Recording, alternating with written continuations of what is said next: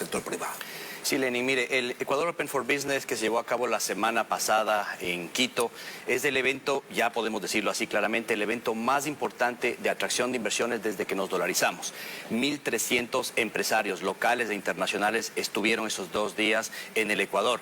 16 aviones privados aterrizaron en Quito solamente el primer día del Open for Business y se concretaron datos ya del BID, que es nuestro copatrocinador, coorganizador del evento.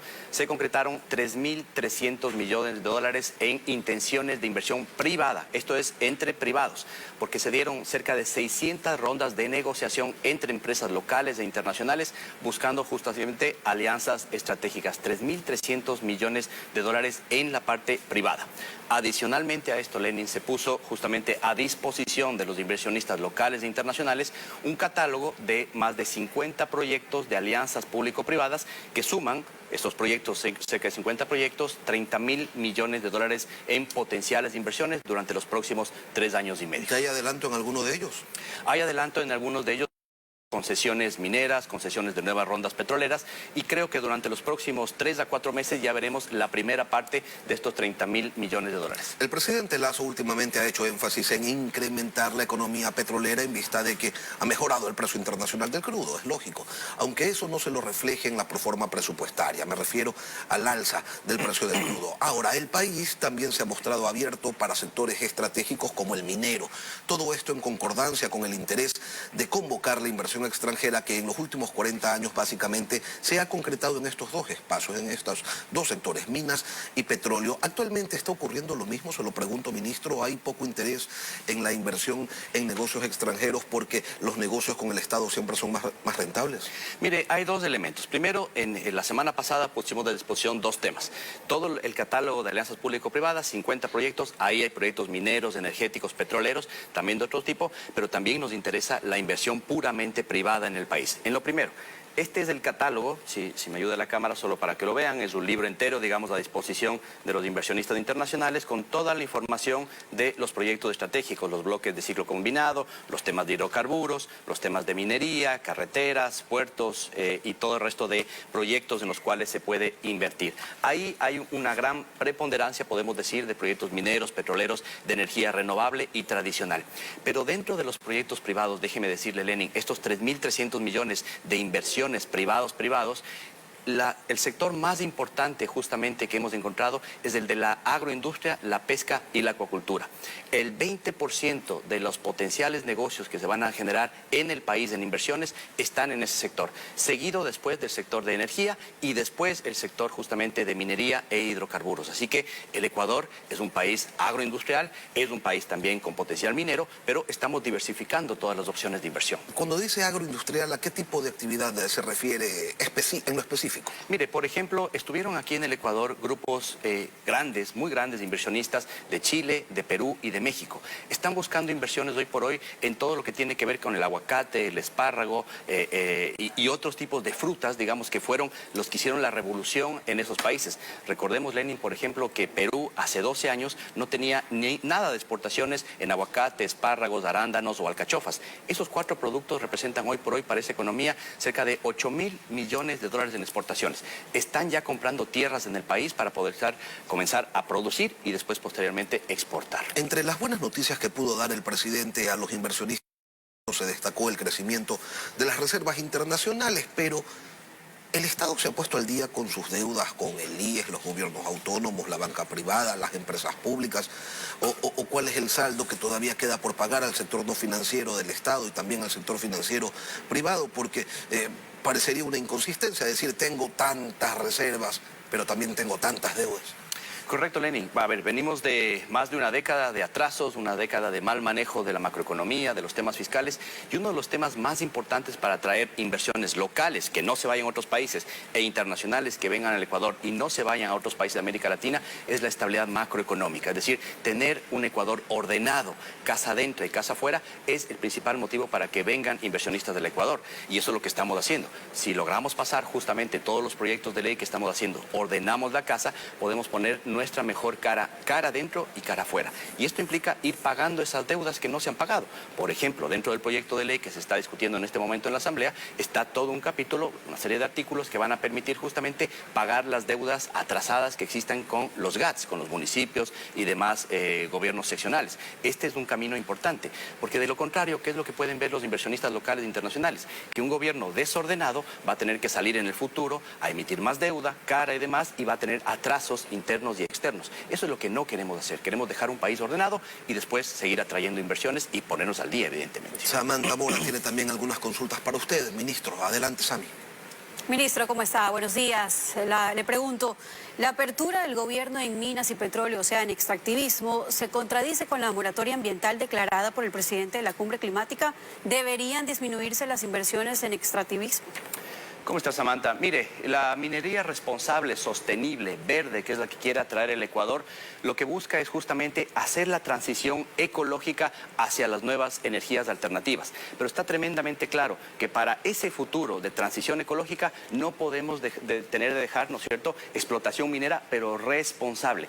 Ese es el camino. No se contrapone de ninguna forma. No hay una dicotomía entre la minería responsable y la transición ecológica. El mundo camina justamente a tener energías más limpias y esas las estamos atrayendo. Y permítame decirle, Samantha, un tema muy importante que vimos en la cumbre.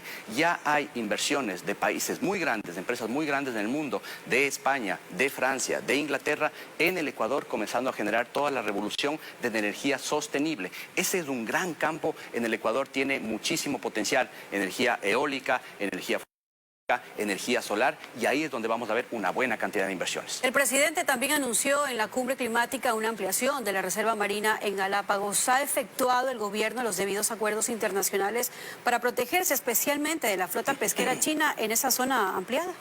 Mire, Samantha, uno de los temas, de los anuncios más importantes que ha habido durante las últimas semanas es la voluntad del Ecuador de forma unilateral de ampliar, ¿no es cierto?, y de crear una nueva reserva marina pesquera en Galápagos. Son 60.000 kilómetros cuadrados. Este es un hito histórico. Desde hace más de 20 años que no había un acuerdo entre ambiente y pesca para poder lograr esto, y en muy pocos meses nos hemos puesto de acuerdo. Este es un hito porque significa justamente que la pesca en el Ecuador, y usted conoce, yo soy ministro también de Pesca y Agricultura, y esto es un hito en términos de buscar pesca sostenible, de demostrarle al mundo que se puede tener conservación en Galápagos y al mismo tiempo podemos seguir manteniendo todos los temas relacionados con la industria pesquera en el Ecuador, que es de las más importantes del mundo en sí mismo. Ministro, pero ¿cuáles son las medidas que se han implementado ya para concretar algo? En términos de la sostenibilidad de Galápagos. Sí. Sí, mire, nosotros estamos avanzando justamente del ministerio que me corresponde en poder salir de la tarjeta amarilla que nos ha impuesto la Unión Europea. Y tenemos todo un sistema de trazabilidad, de certificación que justamente nos acerca para tener los mejores estándares internacionales. Recordemos, Samantha, un tema muy importante. El problema en Galápagos no es la pesca. El problema en Galápagos es que tenemos que conservar de mejor forma esa joya que tenemos. Pero estamos haciendo un acuerdo justamente entre pesca y ambiente para poder tener esa nueva reserva de 60.000 kilómetros que se junte también con otros países de América Latina que también se comprometan a preservar nuestros mares de la misma forma que lo está haciendo el Ecuador. Y a raíz del exitoso programa de vacunación para el cual China hizo una importante donación de vacunas, el Ecuador sobre China lo único que ha dicho es que buscará suscribir con ella un acuerdo comercial. Pero ¿qué pasa con las duras condiciones de la deuda con China o cuáles son las onerosas condiciones de las preventas petroleras? ¿Eso no se va a renegociar? Samantha, un tema que nosotros tenemos que tener total pragmatismo es que tenemos que tener relaciones comerciales, relaciones de salud en el tema de vacunas y relaciones diplomáticas con todos los países del mundo, porque esos son los intereses del Ecuador. Justamente estamos buscando 10 nuevos acuerdos comerciales, de ellos cerca de 6 están en el continente americano y 4 estarán en el continente asiático. Entre ellos un acuerdo comercial con China que nos permita también sentar las bases no solo en los temas comerciales, sino también en los temas ambientales, de derecho, de propiedad intelectual y demás. Eso es lo que hace un acuerdo moderno como el que queremos firmar con China en los próximos años. Gracias, ministro. Lenin, tú continúas. Gracias, Samantha. Ministro, la disciplina fiscal de la que se enorgullece el gobierno y que según se comenta es favorable. Sin embargo, el gasto público en sueldos y salarios no se reduce y esto ocupa la tercera parte del presupuesto. Si el gasto en sueldos y salarios es la disciplina más importante, ¿cómo es que podemos decirnos decir que somos disciplinados si no se toca este rubro? Mire, un compromiso que ya se ha expresado de parte del presidente de la República es el reducir cerca de 3.5% puntos del PIB durante los próximos 3 años y medio. Ese es un compromiso, ir reduciendo ese gasto público ineficiente y transformarle en gasto público o inversiones que sean tremendamente eficientes. Para llegar a una meta, que es la que se ha anunciado de parte del Ministerio de Economía y Finanzas, que es tener déficit cero al final del periodo del gobierno, tenemos que hacer dos cosas. Evidentemente, ser mucho más eficientes en el gasto público y al mismo tiempo poder tener un nivel de recaudación adecuada. Ese es el equilibrio que tenemos que tener, Lenin, durante los próximos años. Si logramos hacer que la caja fiscal aguante de mejor forma, que esté mejor estructurada, vamos a poder hacer un anhelo del Ecuador y del sector empresarial desde hace muchísimo tiempo. Pero el plan cuatrianual nos habla de más ingresos, sí, pero no de más recorte. Bueno, hay una reducción de 3.5% planificada, incluso en los acuerdos multilaterales que ha firmado el Ecuador, y ese es el compromiso. El señor presidente de la República todo el tiempo en realidad nos sigue pidiendo ahorros por ese lado. Si es que logramos hacer que la estabilidad fiscal rinda justamente y se logre durante este año, los 6 primeros meses de gobierno, vamos a poder bajar el ISD de aquí en adelante, seguir bajando aranceles y crear justamente un entorno de mayor competitividad para exportar más y atraer más inversiones. En 2017, cuando usted era presidente de Asobanca, en un comunicado público al presidente de la República de ese entonces y a la Asamblea Nacional, en el punto 5 de ese comunicado, establecían que no es conveniente más carga impositiva porque desincentiva las inversiones y las reinversiones, y decían que no se puede pretender con base a más impuestos que la economía entre en un proceso de reactivación.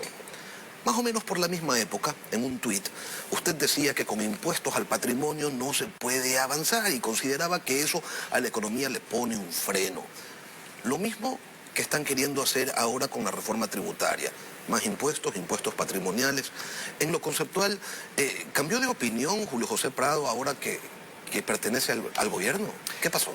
Gracias por traer ese tema a colación, Lenin, me parece muy importante. Primero, en lo conceptual seguimos creyendo en lo mismo, ¿no es cierto? Hay que seguir avanzando hacia una economía que tenga un orden en el parte y que permita justamente generar más apertura, más libertad, más inversiones y más exportaciones. Pero recordemos algo, Lenin, en el año 2017 no había COVID. Acabamos de atravesar, todavía lo estamos haciendo, por la peor crisis histórica y productiva que ha vivido el Ecuador. Y por eso tenemos que poner la casa en orden por los dos lados, tanto por el lado productivo como por el lado fiscal. Y venimos de un desorden de casi una década y media en la cual justamente el gobierno ha hecho un desfalco en la parte fiscal. Por eso es que seguimos creyendo que es muy importante el reducir impuestos, y por eso, Lenin, en este proyecto de ley, de hecho, se reducen impuestos. Específicamente, para nuevas inversiones hay una reducción del impuesto a la renta automático del 25% al 22% para todas las nuevas inversiones.